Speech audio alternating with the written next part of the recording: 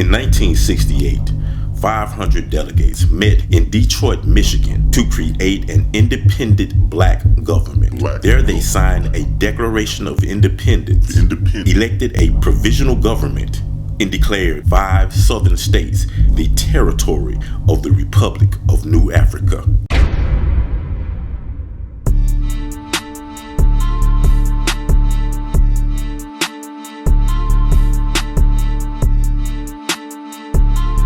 At that conference, there were different perspectives on where the national territory should be for the provisional government of the Republic of New Africa. One proposal was to have 13 states, the southern states, all 13 of the southern states. Another was for 7 of the Confederate states. And then the compromise decision came out to be the 5 states that we call the national territories. And those 5 states are Louisiana, Mississippi, Alabama, Georgia, and South Carolina. Those are the 5 states that are identified as the national territory for the provisional government of the Republic of New Africa. Different organizations already had this idea, like I mentioned, the Communist Party. You can also talk about the Nation of Islam. The Nation of Islam under Malcolm X and Elijah Muhammad spoke a lot about this. They didn't necessarily designate the 5 states in the South, but they were talking about getting land in the South and forming a separate nation. So as Malcolm X is the father of the New African independence movement, it just makes sense that we embrace that idea of nationalism. How do you intend to gain possession of this land that you want, and how do you intend to get there? That's a good question. The contribution that the black man made in this country, which amounts to 310 years of slave labor, for which we have never been given a dime or a cent, places a burden upon the American white man today for which the government should pay. Since we cannot live in peace together, mixed up on this continent, the alternative to that solution is to divide a separate part of this country into which our people can migrate and in which the government, again, should supply us with the machinery and the tools necessary to establish our own independent society and our own independent country.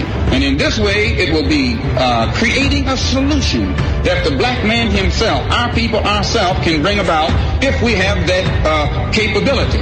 And for your clarification, because this has been brought up, some people say, well, why should the government do this? If this government can send billions of dollars to communist countries like Poland and Yugoslavia and to neutralist countries in Asia and Africa who have never made any contribution whatsoever to the sum net worth of this economy and country, and at the same time, this government feels that it is too much to set about something real to solve the problem for the slaves who made a greater contribution even than your people did, why the government doesn't even deserve to continue to function as a government. What land is available that's not already possessed by others? When you came to this country, the land was inhabited by the Indians and you didn't have any problem then. It's based on the Malcolm X doctrine when we say all the land in America that we have worked upon, has worked and lived upon, worked and built upon, and have been enslaved on, is land that belongs to us as a people. And these 5 states are rich in resources. They're also the main states in which our people came to doing the transatlantic slave trade, in which the new African nation was being built upon from 1619 all the way up to 1865, which was the foundation of our people.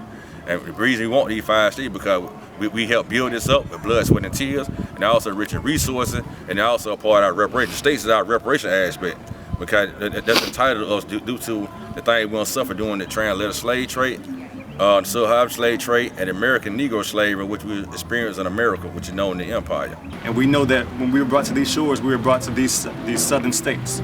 So we have claim over these southern states. The idea that black people are owed land in America is not new. Near the end of the Civil War, General William T. Sherman met with 20 black ministers and deacons in Savannah, Georgia to discuss the future of former enslaved Africans.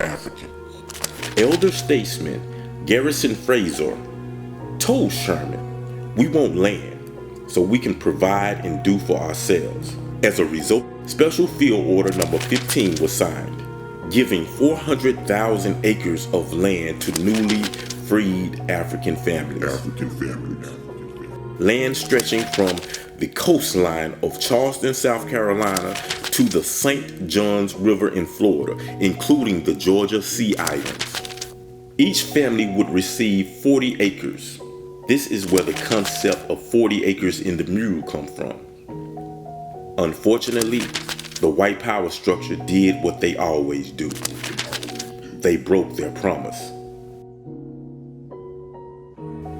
Today, Special Field Order Number 15 serves as a reminder of what America owes black people. And with the claim to the 5 states, the Republic of New Africa is fighting to force America to make good on her promises.